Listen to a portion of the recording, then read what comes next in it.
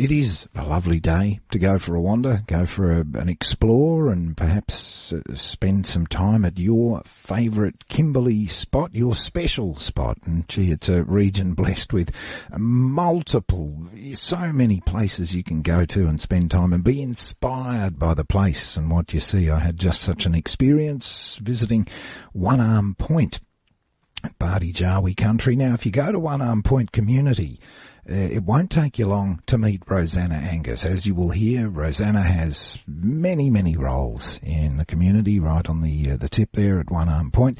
And I sat down for a yarn with Rosanna at a really lovely spot, looking out to sea, the turtles swimming by, the islands out there. This is magic. Pictures of it on our ABC Kimberley Facebook page. Meet Rosanna Angus. Well, we're actually at One Arm Point community at a place called Round Rock. We're looking over the cliffs onto the beautiful ocean towards the islands. Spectacular location. Yeah, and there goes one of the tourist planes heading off back towards Broome by the looks of it. Looking at the tide, how fast that's moving. Is it always that quick? We have really strong currents up this way, yeah, definitely. It's always fast-moving tides and quite high as well. The tides come up to about 9 metres. But I hear you've got probably half a dozen things that you do all at once here, Rosanna. Let's talk about a day in your life. The day in my life is quite busy, so I'm busy because I actually work from home, so I do my normal job. I'm also taking on some children, so I'm looking after care of kids at the moment. Chairperson of Kooljaman keeps me quite busy. I've got a lot of links to the school, so I'm the chairperson of the school committee, so I'm quite busy there. I'm involved with the prescribed body corporate, which is the Bardi-Jawi PBC up here. So they keep me busy going to meetings and talking about land and how we can manage our country. And I believe you're also involved in a volunteer organisation as well. That's my real job at the moment, is working for an organisation called Indigenous Community Volunteers in a community development capacity through remote communities in the Kimberley. This place, I mean, I would be down here every day, morning, noon and night, looking at this view. What else do you do for spare time, when you have any? Spare time, that's something that's really hard to talk about, but when I do have spare time, I love going down to the beach and taking the kids down there so we all get a chance to relax and enjoy the view. We love our fishing. We definitely love to go fishing, so if I've got spare time, that's definitely on the agenda. Mm-hmm. What's it like living here? One Arm Point, I think, is quite laid back. It's very, it's a flexible kind of lifestyle, I say.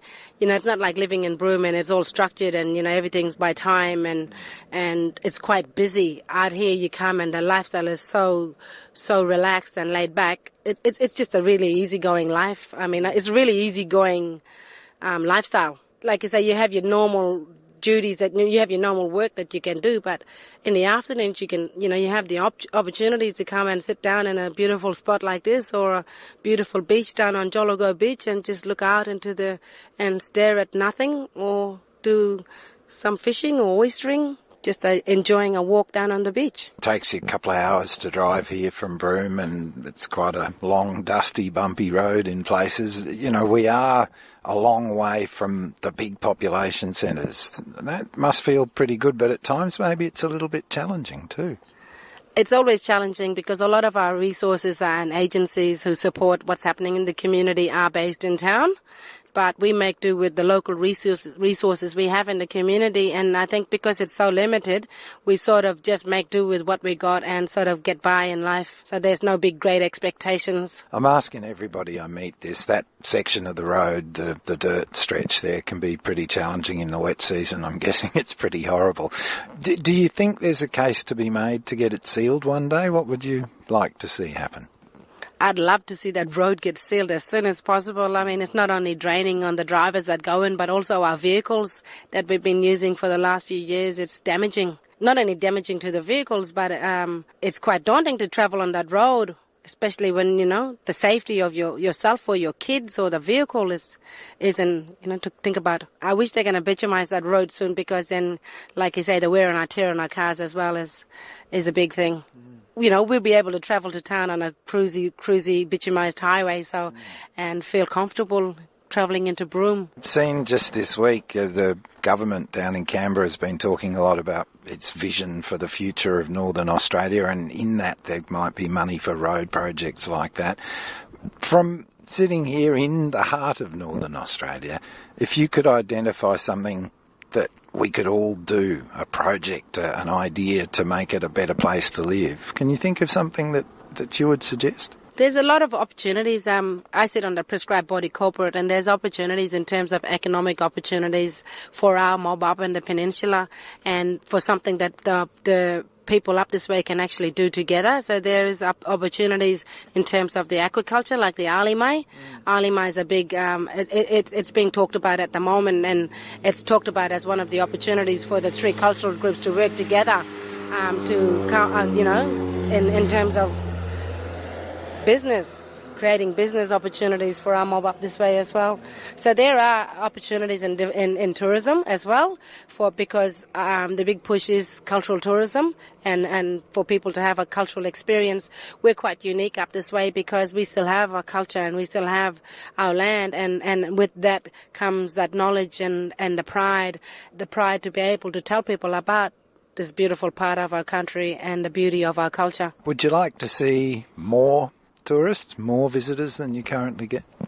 Well, when you're talking about, like you say, closer to communities, it's about people not understanding what is out in the communities. So through tourism is another avenue to be able to get the messages across to the wider Australians or the wider, the world, because through the visitors, they're the ones who go back with information to tell other people what their experiences.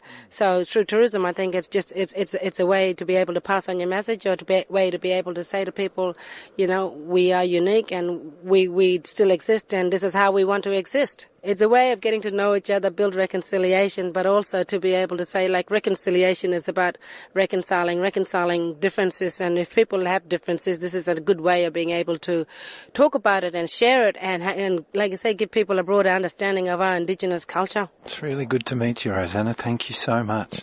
Thank you very much. I appreciate talking to you. And thank you for bringing me up here. This is magic. This is God's country up this way, and like I said, people need to come up this way and experience it and see it for themselves. They can go and tell all the people about our mob up this way, the Bardijawi people. Rosanna, Angus having a yarn with me at Round Rock at One Arm Point. The photo of the location and of Rosanna's smile lighting up that location on the ABC Kimberley Facebook page. It is 7:18, ABC Kimberley Breakfast, local news for you.